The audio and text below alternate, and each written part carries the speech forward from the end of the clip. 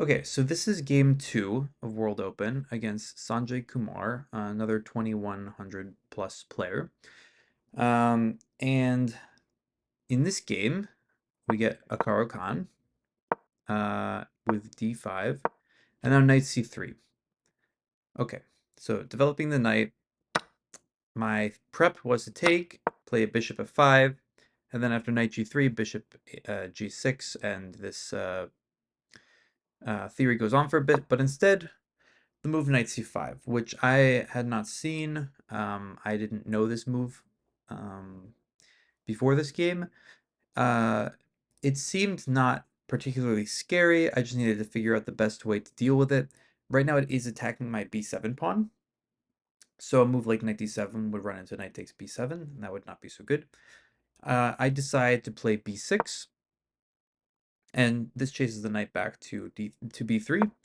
And that allows me to time to play e6, knight f3, knight f6, and then white decides to go for a kingside fianchetto position.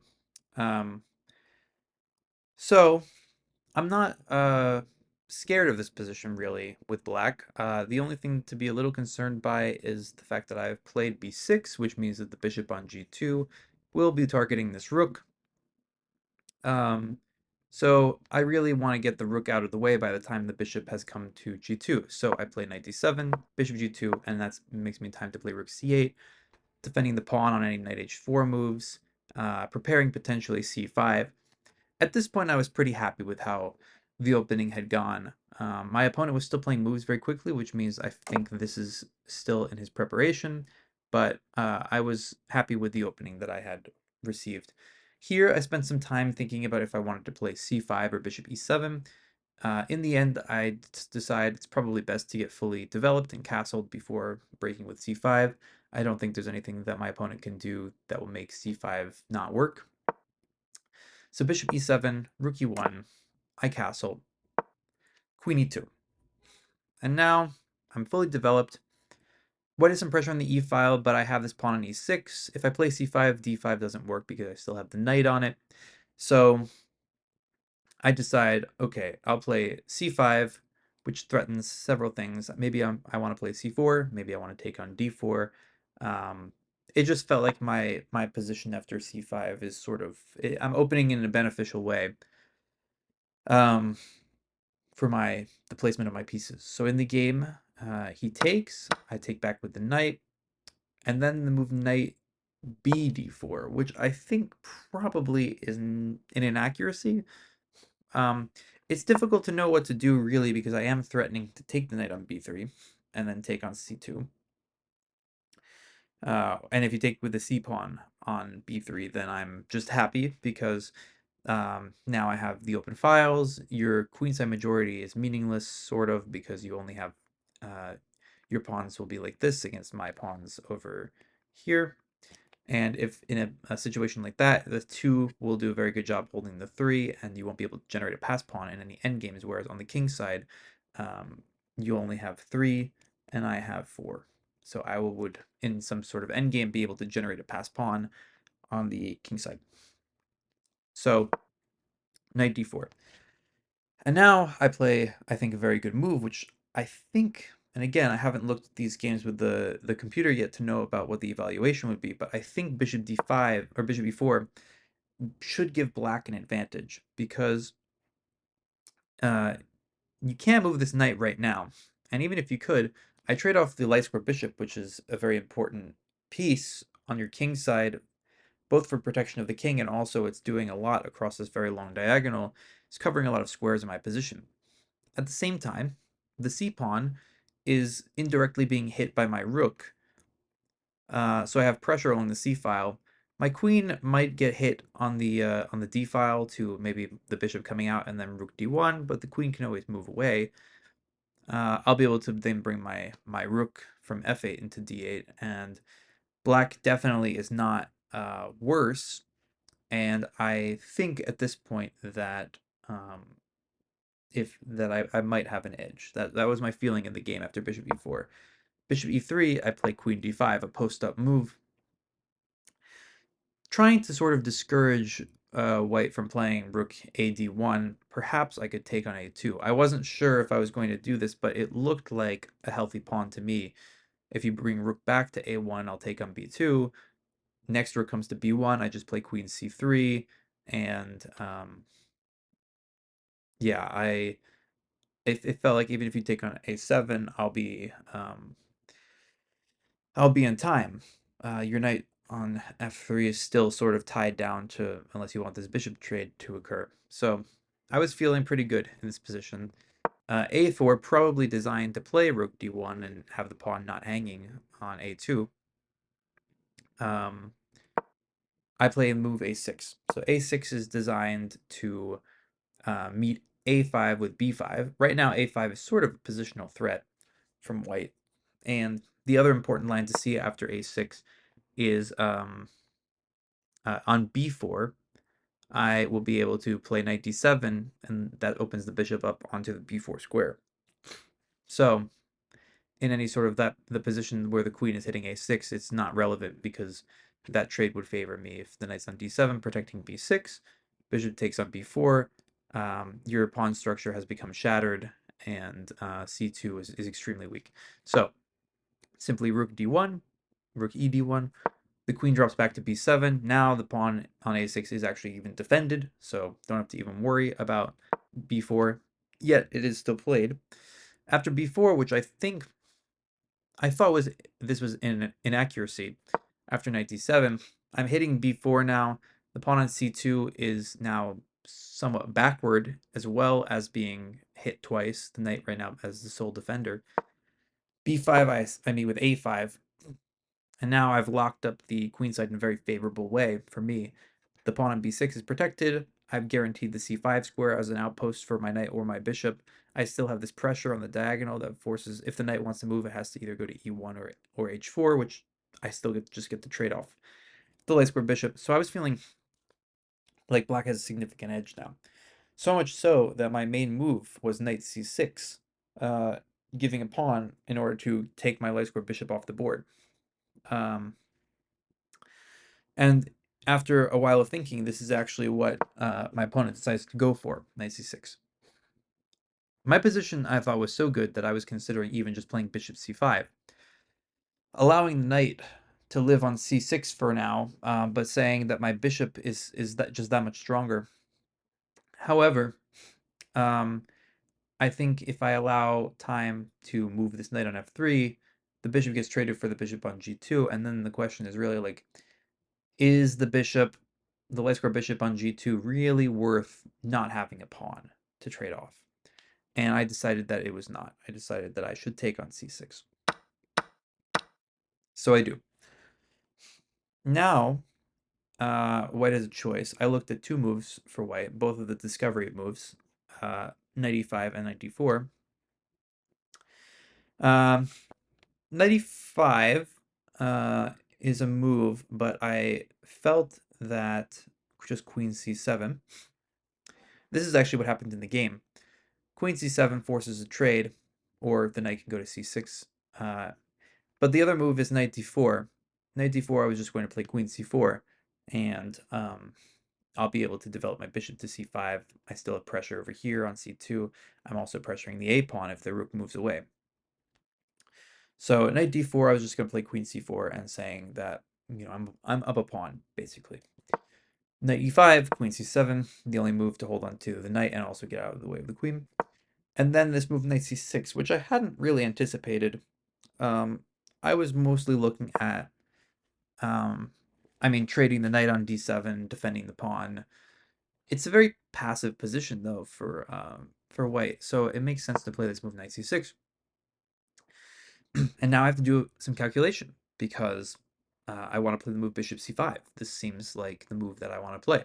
However, bishop c5 is the move bishop f4. And I need to figure out what I'm doing with my queen right now. In that position, the queen would have no real squares.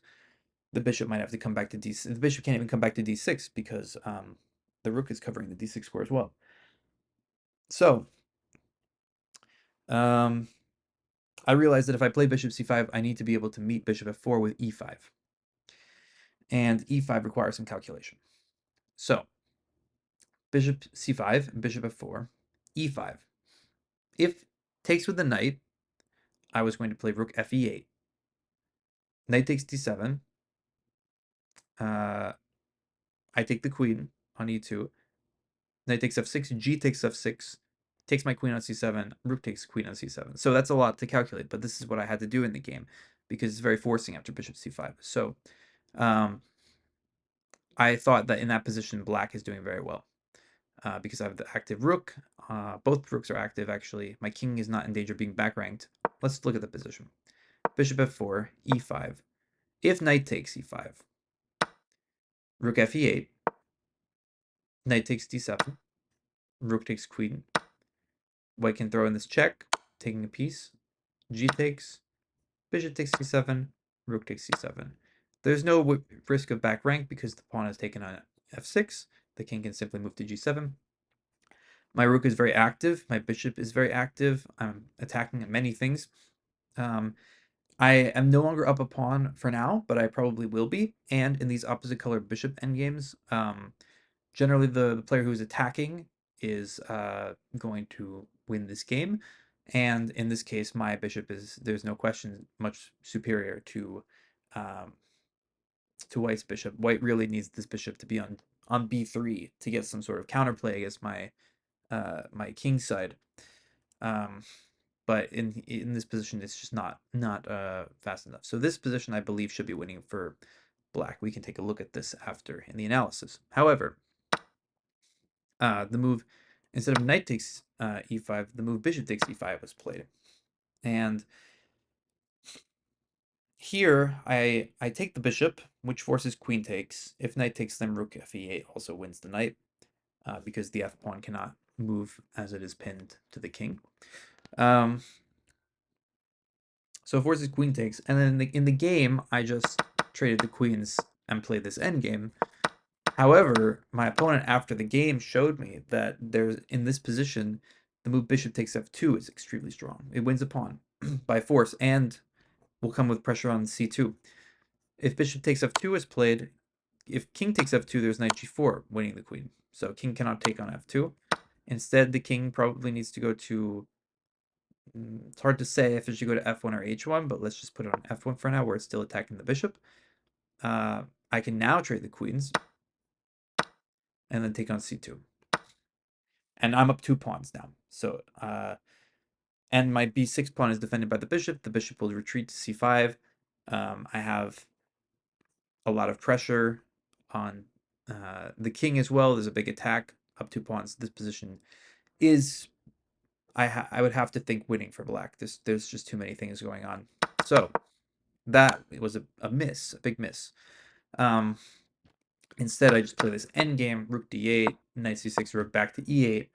I thought it was nice to include the knight coming to c6 because now it's sort of a tactical target and my rook has the open file. Bishop f3 I thought was an inaccuracy because after knight e4, I win the bishop. I don't win the bishop. I make the bishop trade for the knight, and so then the minor piece endgame is my amazing bishop on c5, targeting f2, protecting b6, protected itself on the square against this knight, which is sort of a little bit stranded right now. I mean, it can't get back in the game on any of these squares. The only way it can actually go from where it is to not be lost is on a7, where it goes. And here he's probably lucky that it even has the b5 square to escape. Oops. My apologies. Little spoilers for how the game goes. So, knight a7, rook ce8, knight b5. And here I rush a little bit. I still have some time, but it's move 32. The time is sort of going. We've spent some time to get to this position for sure. Rook e2 is, I think, an inaccuracy. I think a more accurate move would be rook c4, even though rook e2 looks very, very natural. The problem is that there's knight d4. Knight d4 protects the f2 pawn, protects the c2 pawn, and attacks my rook. My rook has no squares now. And I felt that I had nothing better than to go for this endgame up a pawn. But this probably should be a draw. Here, I think if I play the move rook c4, I'm hitting c2 this way. I can play like maybe g6, and the next rook can come into e2. My rook is also targeting a4 from the c4 square. The knight still can't get back into the game. This probably was better. Although still on rook c4, maybe there's knight d6, a fork after takes takes. Maybe this isn't any better than what I actually got in the game. So I don't know. Maybe somehow this knight feels like it's very wayward piece, but it's touching all the critical squares. So in the game, I get this rook endgame, rook b1, rook back to c6, rook d7. Here I play rook b8, rook a7.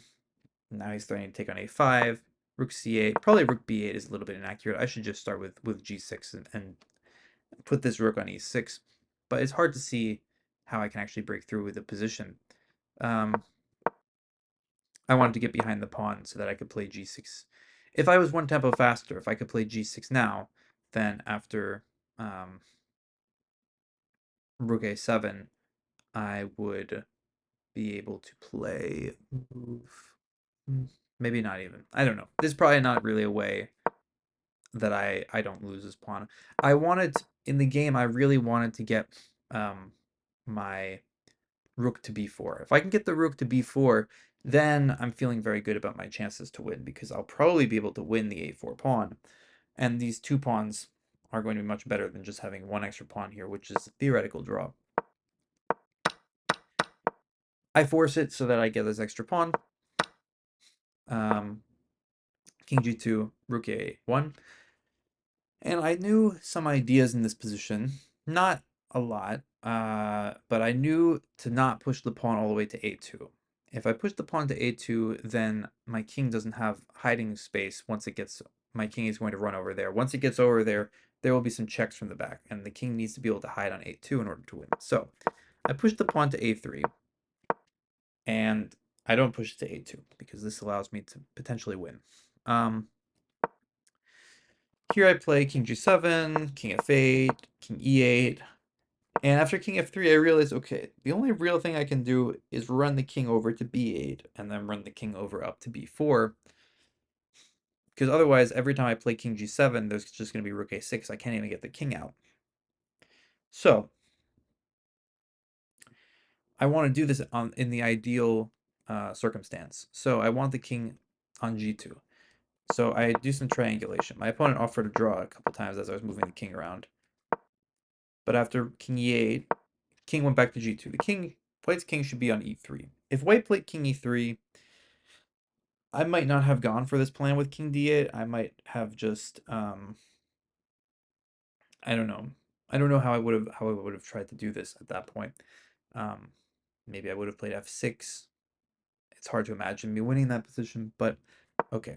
King went back to g2. So now I run.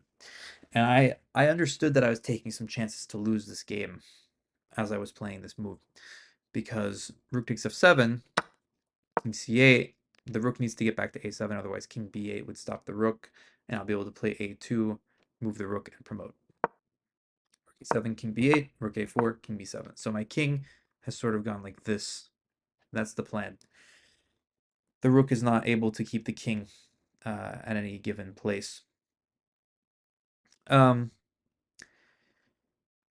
I can get my king to protect the pawn, then I'll be able to use my rook to defend this pawn, and then the king will promote, and I'll be able to be up a rook. So I'll be winning. King f3, king b6, king f4, king b5, rook a8, king b4. And here white really needs to start doing some stuff really fast, because like I think probably king g5 should be played and just try to get these pawns. If white can get 3 pawns for sacrificing this rook for this pawn, it's a 3-result game. I mean, my king is going to be very far away from the pawns. The pawns are all connected with the king protecting them. I could easily lose that position. I could also potentially win. It could also be potentially draw. It's definitely a 3-result game at that point. Instead, my opponent starts to check me, which is just helping me get to a2. Now, after king a2, I was feeling like I'm probably winning this position. Maybe there's still a chance with king g5 to get enough. Um, but I'm just going to play rook b1. Uh, rook b1, rook b6, actually, on king g5. King g5, I play rook b1. You move the rook away somewhere on the 8th rank, and then I play move rook b6 to defend the pawn. So, like, let's say here, let's say you just move away to, like, here, rook b6. You can't really take this because I'm going to queen faster. And the queen can definitely handle the 3 pawns. The rook is going to have a difficult time doing that, but the queen can do it. So this is what I was hoping for. Rook b6, rook b1, takes on g6. And after a check, I think this position has to be winning at this point for black. I don't know yet because I haven't checked, but I just think if the king goes to g5, I calculate I have a nice move rook g4, and I get the queen for the 3 pawns. That was good. And then king elsewhere in the game, king f5, I just play king b3. The rook gets behind the pawn like this, setting it up. And all white can do is some checks. Important to go to c2, not to allow rook b1 to get behind the pawn. Check, check, here, a2. After a2, white needs to give up the rook for the pawn. And f4, king f3. Here, I play this interesting technique of checking and winning this past f pawn. And it's a little bit scary because it's possible that, you know, if white is a tempo faster and gets the moves g5 and king h7, then I'm not winning. But right now, if king h7, I will have the move rook a4, which will win one of the 2 pawns and then the second one. And if the move in the game g5, my king gets to the g8 square, and the rook and king are now able to prevent these pawns from becoming queens. Very accurate check, and rook back to a5 forces resignation because the only legal move is g7, on which I will just check and win the pawn, and then the other pawn will fall, and I will have a rook versus king, which I can win. So that was the game. And that was my thoughts during the game. So now let's take a look with the computer analysis. So yeah, the move knight c5 was not known, but b6 seems to be. Let's just take a look at the book. b6 is the main move. Other moves include e5, knight d7, but b6 also engine approved. e6, knight f6, all these moves seem good. Knight bd7 seems natural enough. Bishop g2. I played rook c8 here, which okay, rook c8, queen e2. Okay, I mean rook c8 felt very very natural. I'm gonna play bishop e7 or bishop d6 and then castle. Queen e2 here. Now, yeah, c5 or a5. c5 feels more natural and more like what my position is built around. Takes, knight takes. Yeah, bishop e4, and I felt black was better after this move, which is accurate. Black is now. Was there a better move here? Yeah, taking the knight was sort of my main line in the game. I was considering if I wanted to take back with the rook or the bishop. I wasn't totally sure what I was going to do. But after this move, bishop e4, I think now this advantage, even though it's small, um, it's definite. It is an advantage for black at this point. Bishop e3, queen d5 post up is a good move. a4. Yeah, rook a d1. So here's my question. Rook a d1. Do I take on a2? I can. There is compensation for the pawn, but it's possible. I was thinking that I might even just play queen a8.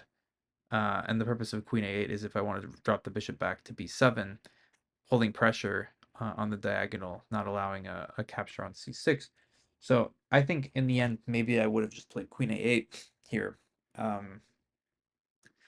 But yeah, queen takes a2. I play queen d5 knowing that, you know, maybe I take on a2, maybe I don't. I have the freedom of choosing after my opponent does the hard work of playing the move. So not that move, instead a4. a6 I thought was sort of important move. Turns out many moves are fine. a5 I guess is not as big of a threat as I thought. It is seeming to be the move that white wants to play after any other move. If I play rook e8, a5, how do I meet this? I just capture it, allow rook takes, and then play queen b7. This was difficult for me to understand. Uh, it felt like, I'm allowing stuff to get into the b5 square, either the rook or the queen. Uh, my structure, which had been good, is no longer there. I guess it's more accurate than playing a6, but I don't know. A6 felt like a natural move to me. I thought after b4 I would just play knight c d7, and I was happy with this position. The move b5 in this position. Ah, with knight c6, my bishop can no longer take. So if I play a5, there is the move knight c6. This is something that I didn't see. Okay. Because in the game, I had this same position with the queen on b7, which allowed me to take the knight. Here, though, my bishop is hit, rook d1 is going to come, and suddenly things are not so good. This is very interesting to me, and something that I will need to remember. Um, but yeah, after rook d1, probably this is an inaccurate move, I would say, because now queen can come back to b7, and now I can do this. And yeah, already black's position is, or white's position is sort of falling apart. b5 is the only move, a5, knight c6, and now, yeah, here I had the option of taking or not taking. And yeah, there's this exchange sacrifice that I was showing this game to some other people, and they were saying that I could. I briefly looked at it, and they were sort of more mentioning it as a joke, but it's just the bishop is so powerful that it might even be worth the rook to take them on c6. But okay, this move is objectively better. Knight e5 is the right choice. Knight d4, I believe, just queen c4. Yeah, I was gonna play this move. Felt like an advantage for black. Queen c7. Knight c6, now I need to do some calculation. Bishop c5 is the correct move. I just have to see that after bishop c4, I have this move e5, and here I am doing very well. We can look at this line after knight takes. Oh, not rook e8 first, but knight takes first. Why is this takes? Oh, not taking. Very interesting. Not taking on f6. Simply bishop takes c7, rook takes c7, and knight takes c5, because now there is uh well, now I'm the one with the knight, I guess. I thought maybe there was a check, but the check I guess doesn't do very much. It's fine. It's fine to throw this in. This is very interesting. Now I'm the one with the knight, and he has the strong bishop. So yeah, it felt like in this position the white knight is sort of sitting on d7, which isn't very useful. It should be taken on f6 with a check, but this is a flaw in the line. Very interesting. There's a flaw in the line at rook e8. That was my intended move in this position. Okay.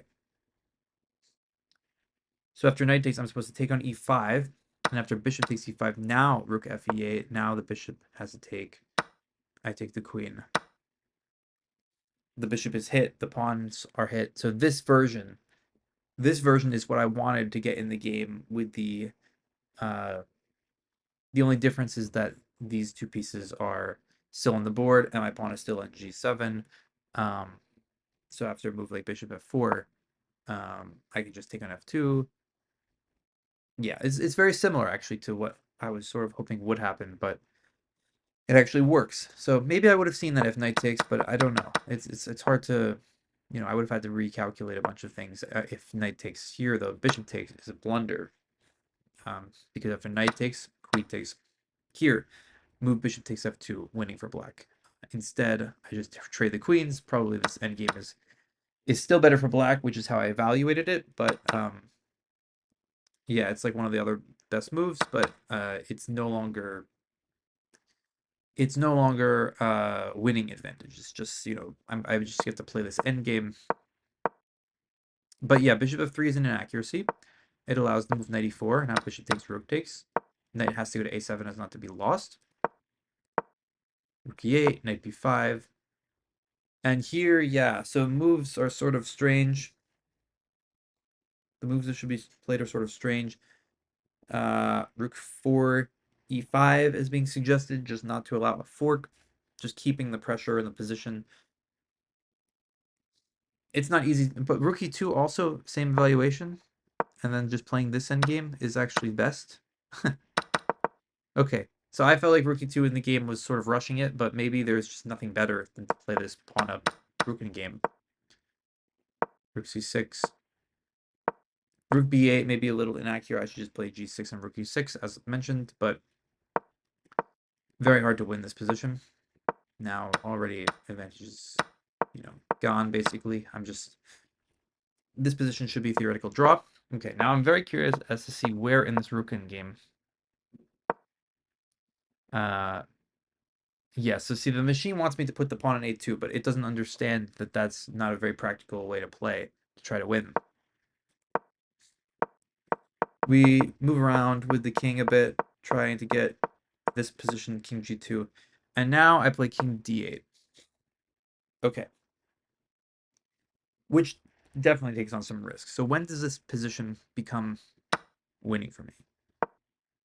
King c8, rook a7, king b8, rook a4, king b7, king f3, king b6, king f4, king b5, rook a8, king b4, a check. Yeah, here these checks are not helpful for white. The check should not be played. Here I felt I may be winning, but the machine shows after this line that I thought I was gonna be okay. I thought I was gonna be winning in this line. Rook. It doesn't matter where you put the rook. Rook b6, and just f3 g4 is in time. F3 g4 is in time. H takes, F takes, a2.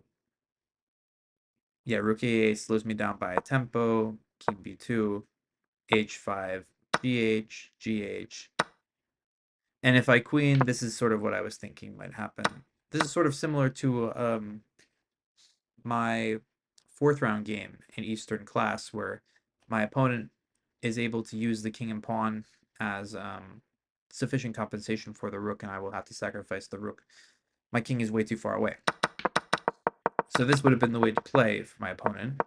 Instead, in this position, rook b6, and now after rook b1 here, that's the final mistake. Rook b6. Very hard to realize that, but the rook, you need to go with the king. You need to get active with the king. Now, after a very accurate move, rook b4 check. Ooh, rook b5 check only move to win. I threw it away here. King b3 throws it away. Rook a6 throws it away again, and now I am winning position. But here in this position, other moves. Oh, any move that gets to sacrifice the pawn. Yes. Okay, this makes some sense. Any move that sacrifices the rook for the pawn. So like any of these three moves. Rook c1, sacrificing the rook, you'll have f3, g4 in time. So, yeah. This move throws it away because now you're too slow. You can't get back in time to get in front of the pawn. Okay, I walk over, a2. The rest of this game shouldn't be that close. f4, check. Here, here. I get the king to g8, and it's over. Okay, so there were definitely some moments. There were definitely some moments where things were missed in this game that I wasn't aware of. So rook e1 is an inaccuracy. Just it allows black to get a very comfortable position. a6 it gives us as an inaccuracy, which I guess makes sense after the line we were looking at with b4, b5, and then knight c6 before the queen gets to b7. So that makes sense. That's an important thing to learn. Knight c6 is a mistake because it allows the idea of bishop c5 with e5 in mind, which I didn't see knight c6 and how and the idea of playing bishop f4 trapping my queen sort of. So I got sort of lucky with this move, but it feels like black should be okay here after this move. So yeah, that was good. Bishop f4, e5 is a great move. Bishop takes is a blunder. Queen takes e5 is a mistake because I don't take on f2 and win the game immediately. I would have said before that rook e2 is maybe rushing things, but uh, as it turns out, there's really nothing that you can do with black um, that's much better than the rook endgame. Maybe practically it's better just to keep the rooks and bishop on the board and just play for a while. I don't know. Rook e2 is a good move though. A lot of very accurate moves being played, and then finally in the endgame, I try very hard to win, run my king over there, take just a little bit of risk, but in the end, rook b6 is the losing move after rook b1. White needs to go with the king. I wonder if f3 works. No. F3 is also too slow. The king needs to start taking the pawns first. It's very good to know these sorts of things. So there's that.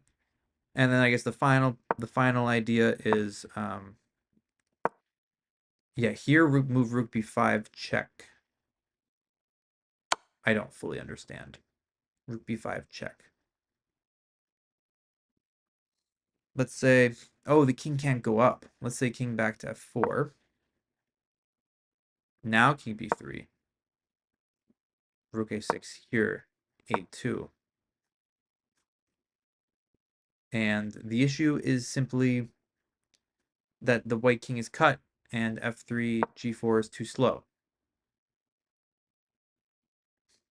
Can I play king b2? No, now g4 is fast enough. Okay. Why rook b4 check king f5? Oh, and now, only now I do it. Only now I do this. That's hard. That's hard to understand why I would wait on putting the rook behind the pawn. But basically, I wait until the pawn is already on a2, so that all of the checks, the rook cannot ever get behind the pawn. I get the full queen now. Whereas in this position, oh wait, not this position, not in this position. If I play king b3, the rook here, here, here, here. Uh, well, if here the rook can get behind the pawn, this is what happens. And then this endgame, my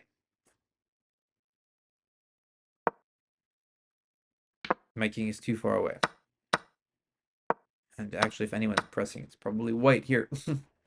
So, okay. A lot to learn in this rook end game. We have another rook end game coming up in the next round. Or maybe not the next round, but some round coming up. There's another rook end game that we can also learn a lot from. Um, yeah. So, that was round 2. We have a second win. We're doing very well in this tournament so far. We're 2 out of 2. And both against very strong opponents. So feeling good going into round 3. Um, Less perfect game than the first one. More mistakes being made, more things missed, but still overall a good game and a good score. So that's it for this one, and I'll see you in the next video. Thanks.